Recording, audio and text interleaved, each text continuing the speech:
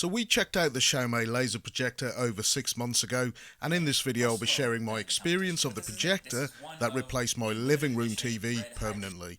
So after installing the English settings menu, you can see that video if you need help with that. I'll have it linked in the video description. So 2 updates later, 1 broken remote control, many hours and a few days spent trying to run the Google Play Store on this projector. Should you buy this ultra short throw projector, or should you be running away from it? Let's talk about that.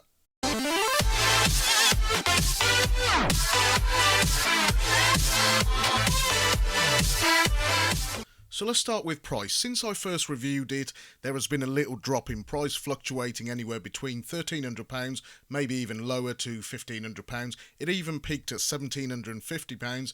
Again, this will depend on where you're looking. Price is an important factor here. For about £200 more here in the UK, you could pick up something like a big TV, like a 55-inch Panasonic TX55, which is a HDR 4K OLED, all singing, all dancing TV. So this takes me to my next point. Convenience. Say you're considering this projector over something like a good pixel shifting 4K projector around the same price point of £1,300 to £1,500, like the ViewSonic PX747 or the UHD 300X from Optima. I mention this purely because a lot of you have asked this very same question. The Xiaomi projector is far more easy to set up. Place it on a flat surface like a TV cabinet, point it at the wall. Out the box you got a perfect image and great audio, and it works great on a white painted wall. Of course you're going to have to spend 5 minutes adding the English settings to get the kind of good user experience and take advantage of all the features.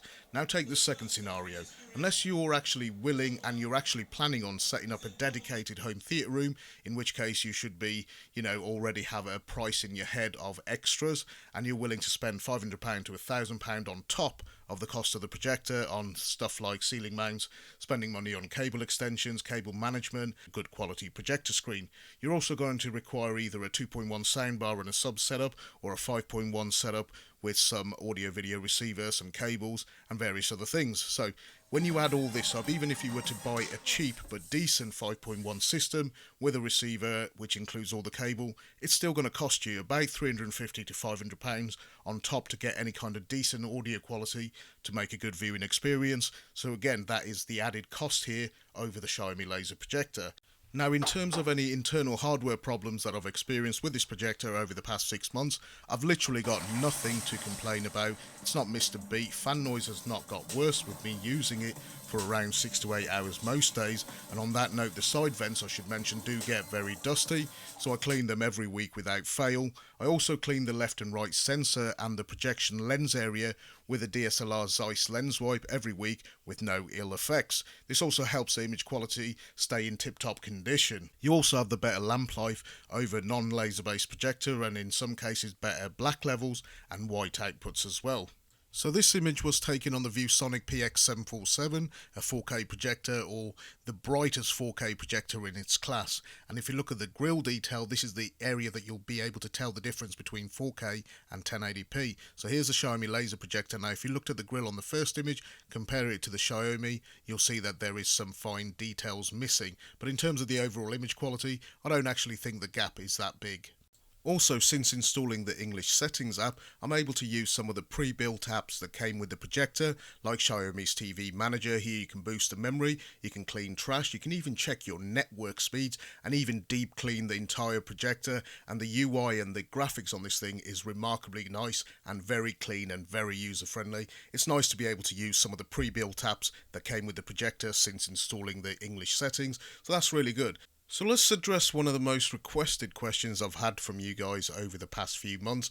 A lot of you have been emailing me and commenting, have I managed to run the official Google Play Store on this projector? Well, first I've tried various different versions and combinations of the Google Play Store and the Google Play Services. Now if you're wondering about the Play Services, you need that to make the Play Store work, i.e. different version numbers I've tried of both apps. Now while some allowed the Play Store to open, most of the time it would just freeze up and crash after about 30 seconds. So the moment you navigate over to an app and try and hit that app, it would just crash. If I ever do crack it, obviously there will be a video, but for now I wish I had better news for you guys. I haven't had any success as of yet that is actually worth noting.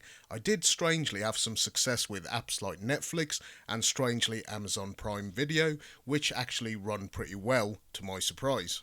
And in terms of streaming media content off your mobile phone or tablet via Miracast, AirPlay, DNLA, there was no issues. Now I managed to stream videos that I had on my Samsung Galaxy Note 8 to the projector, and there was no kind of audio issue out of sync, there was no kind of video quality drop, and there was no buffering issue. It was buttery smooth. So again, over the last 6 months I was pretty impressed. I think it goes without saying that this is by far one of the best 1080p projectors that is currently on the market, be it probably the most expensive 1080p short throw projector on the market. In terms of image quality, this thing is absolutely fantastic, and especially in movie mode, as you can see, it looks, colour accuracy is absolutely remarkable, and that laser light source really does make a big difference. The projector looks like a piece of art, it runs really smooth, it's fairly quiet, although it does generate some heat. But if you want a good quality projector that isn't 4K, but it has to be a short throw, so you got no overheads in terms of audio setup and cabling, then this is definitely one to consider. There's actually an offer code for this projector at the moment. I think it's about £1,200, which is probably one of the lowest prices that we've seen it at. I'll have details of it in the video description. If you've got any questions, as always, leave them in the comment section and I'll do my best to answer them. Thanks for watching. I'll catch you next time.